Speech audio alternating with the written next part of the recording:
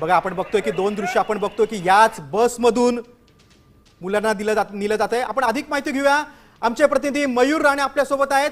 मयूर, मुलांना आता बसमधून सुखरूप त्यांच्या पालकांकडे दिलं जातंय, काय घटनास्थळी घडतंय अजून आणि आरोपी संदर्भात आणखी काय माहिती समोर आली आहे?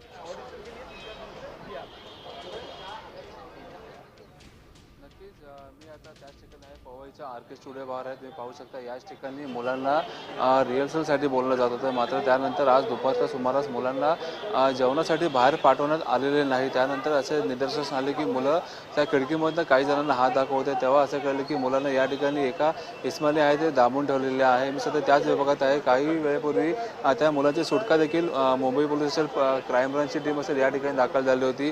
त्याच्यानंतर त्या मुलांची सध्या सुटका करण्यात आलेली आहे। तुम्ही पाहू शकता मी सध्या त्याच विभागात आहे। या ठिकाणी काही पाहू शकता कशा मोठ्या प्रमाणात गर्दी देखील झालेली आहे। मुंबई पोलीस असेल, अग्निशमक दल देखील इथे काही वेळापूर्वी दाखल झालेलं होतं।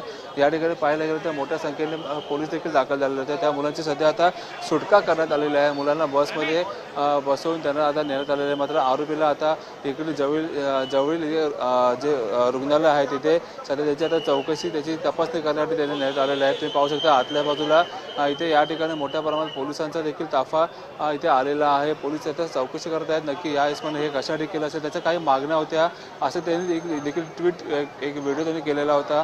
त्या व्हिडिओमध्ये सहजासहजी दिसत होतं त्यांनी काही त्याच्या मागण्या असतील त्या त्यांनी ट्विट केलेल्या होत्या।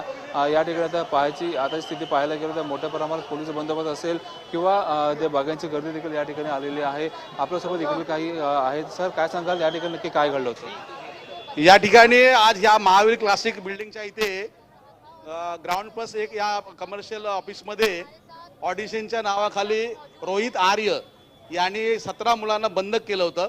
गेल्या 3-4 दिवसापासून इथे वेब सिरीजचं ऑडिशन आहे, या पद्धतीने त्या रोहित आर्यानी मुलांना त्या ठिकाणी आणलं होतं। वेगवेगळ्या ठिकाणची ही मुलं आहेत आणि त्या 17 मुलांना त्यांनी बंधक बनवून ठेवलं होतं। कशासाठी केलं, काय केलं याची अजून कुठल्या प्रकारची माहिती अजून मिळाली नाही आहे।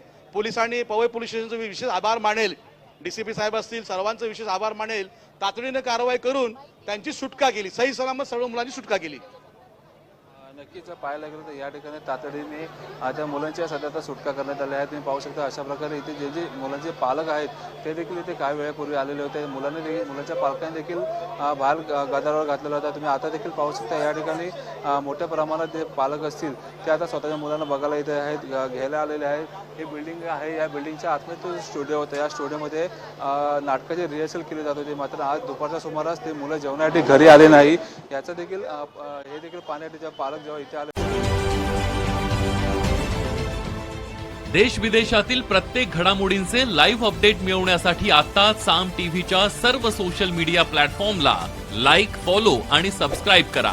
तसंच सर्व नोटिफिकेशनसाठी बेल आयकॉन प्रेस करायला विसरू नका।